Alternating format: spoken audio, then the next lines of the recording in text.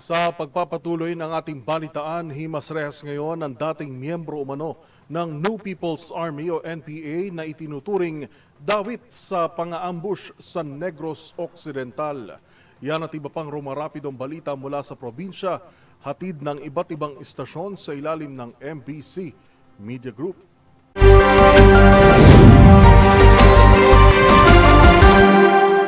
Arestado ng Himamaylan City Police Station ang umano'y dating miyembro ng New People's Army o NPA na involbado sa nangyaring ambush sa bayan ng Binalbagan, Negros Occidental. Inihain ng kapulisan ng warrant of arrest sa kasong frustrated murder laban kay alias Jim, 25 anyos, residente ng Barangay Carabalan, lungsod ng Himamaylan, Negros Occidental.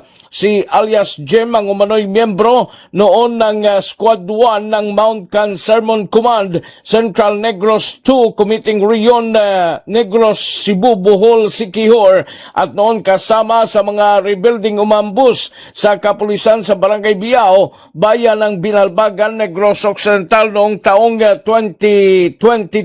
Ayon kay Himamaylan City Police Station Chief Lieutenant Colonel Anthony Grande, ang suspect unang naaresto sa iba pang sa ibang mga kaso bago isinarbi ang warrant of arrest sa nasabing kaso.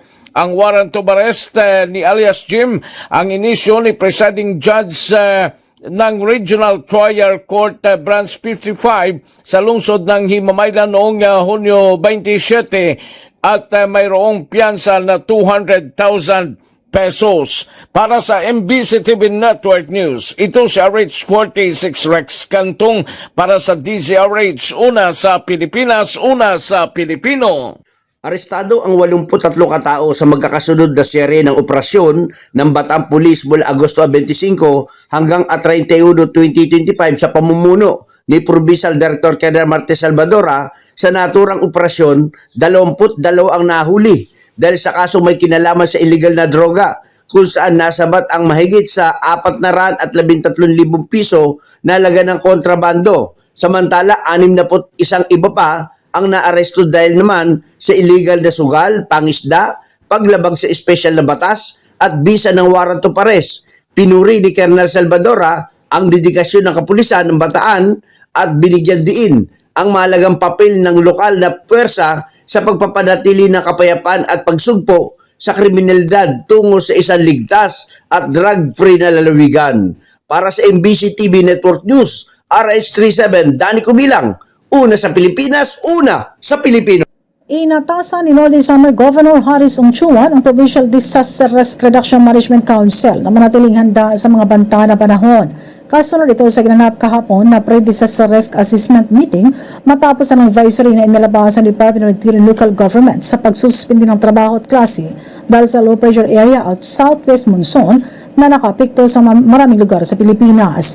Binigyan din ng gobernador na kailangan masiguro na makakapagbigay agad ang provincial government sa mga pangangailangan sa mga posibleng apektado. Ayon sa Pag-asa Northern Samar kahapon, ipinaliwanag ng southwest monsoon o habagat ang magpapaulan sa probinsya at light to moderate rains ang maaasahan ngayong linggo. Nagpahayag ng kahandaan ng provincial government sa pangangailangan sa pagkain kung may darating na sama ng panahon sa susunod na mga araw o sa susunod na mga buwan, kung saan last quarter ng taon ang kadalasang malakas ang pag-ulan sa lalawigan.